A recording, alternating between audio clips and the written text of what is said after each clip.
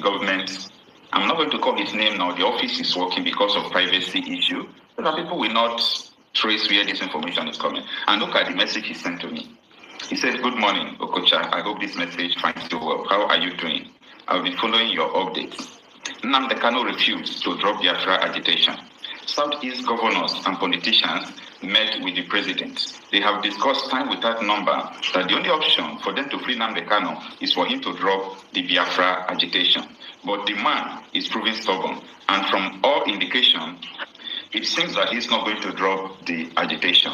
Do you think that they can just free him like that?" Anyway, this is from somebody. If I tell you where this message is coming from, if I tell you where this message is coming from, you will begin to ask questions. First of all, heaven and earth knows. I mean, heaven and earth knows that Nnamdi can never drop Biafra agitation. So anybody who is telling Nnamdi to drop Biafra agitation is making a mistake.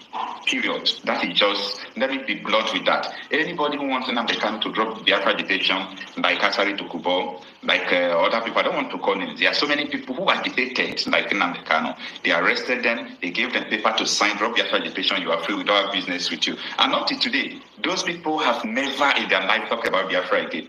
Now, this is my own opinion. People like Nnamdi, they are needed in this country right now. They are needed. Just imagine Nigeria without agitation, like Biafra agitation. Just imagine the Nigeria without activists. Upon the level of agitation, the level of stubborn people we have in this country, these people are still killing us, messing everywhere up. But just think about it. What about if there is no agitation, like Biafra agitation, no opposition, nobody's even asking government anything?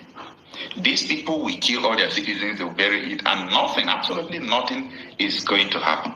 Now, after this message came yesterday, this evening I saw an article from Shara Reporters saying that IPOB accuses Nigerian government of persecuting Nnamdi for refusing to drop quest for Biafra agitation. So I think the news is in line with what this man sent to me. Now, before I go into the details of this article, I want to say something. So, all the show off from the Southeast governors and politicians, is it for you people to go and tell the federal government that Nnamdi should drop Biafra agitation and you people will just facilitate his release? You people know that this thing is not going to happen. Now, right from the time I'm talking about, 70s, before and after the war, everybody in Nigeria, they knows about what was going on. So the problem we have today does not start today. It started for a very long time, and if we do not proper solution to it now, it will be increasing every day. Your children will grow up and they will not even hear anything called Nigeria any longer. So it is better we begin to settle the dispute, we begin to settle everything now. That brought me back to what Nnamdi said earlier on, of which that is what so many of us know about the Aburi Accord. This issue of Biafra has been causing trouble right from time. And Gowon is alive till today. Gowon was one of the members as head of state then who went to Ghana in Aburi town, where they had a accord that every region will manage their own security resources and so on and so forth. And that was the same thing Nnamdi was asking when he started the Biafra agitation. And there is something that Nnamdi asked a question. He said, the journalists, the mainstream media we have in Nigeria, how many of them have taken a walk to Gowon and asked Gowon a question? Everybody is talking about restructuring today, but you had an accord with Ojukwu, the North, everywhere. You had an accord with them on how to handle the affairs of Nigeria. Why did you not implement the accord? The problem of Nigeria today could be traced to Gowon. If Gowon had improved or implemented the agreement, by now, Nigeria will be like London. Nigeria will be like US. Nobody will bother to travel. Everywhere will be thriving. There will be competition of progress. And then Nnamdi said Britain called Gowon not to implement it. And that is the cause of the problem we all are having today. Nobody, is interested to talk about it. Listen to what Nnamdi said. That is why they're paying Facebook billions upon billions of US dollars to stop this truth from coming out. Did Ojukwu cause any war? Gowon is alive, go and ask him. Did Ojukwu cause any war? Ojukwu went and negotiated restructuring with you in Aburi. You came back, Britain told you not to agree because Britain realized that all the component units of Britain knows that if you go back to regionalism, you have economic growth. The country will do very well. But Britain doesn't want it.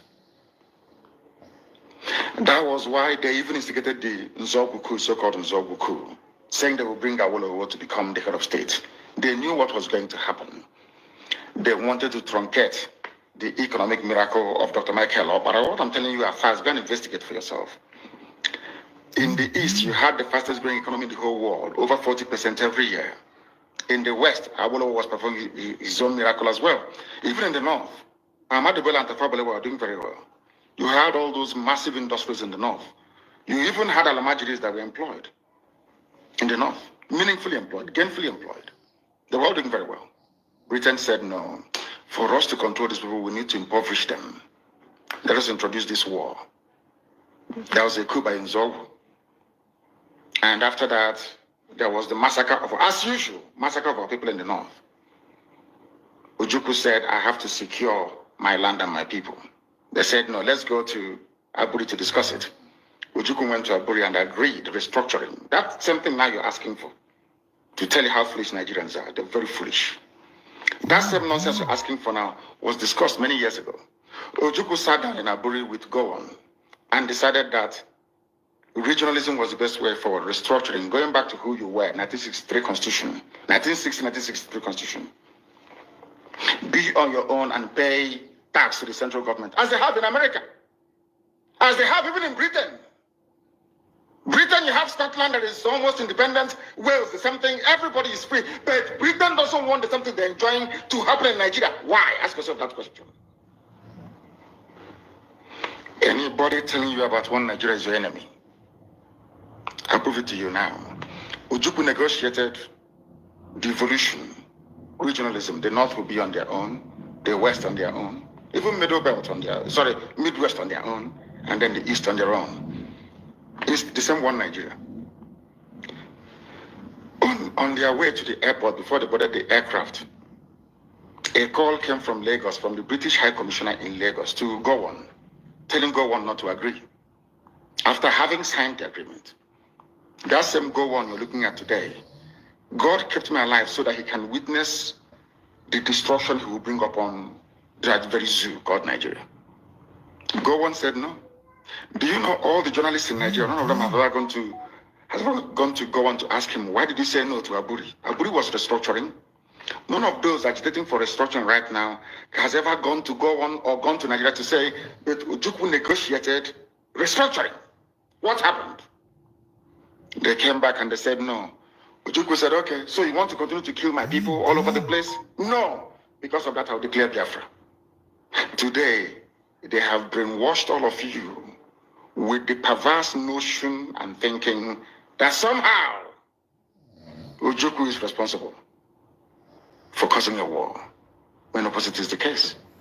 If not now, that after many years of hammering on this very topic, it has now sunk into the skull of the people that Gowon was the aggressor, not Ojukwu. That's how Nigeria is, always blaming the victim.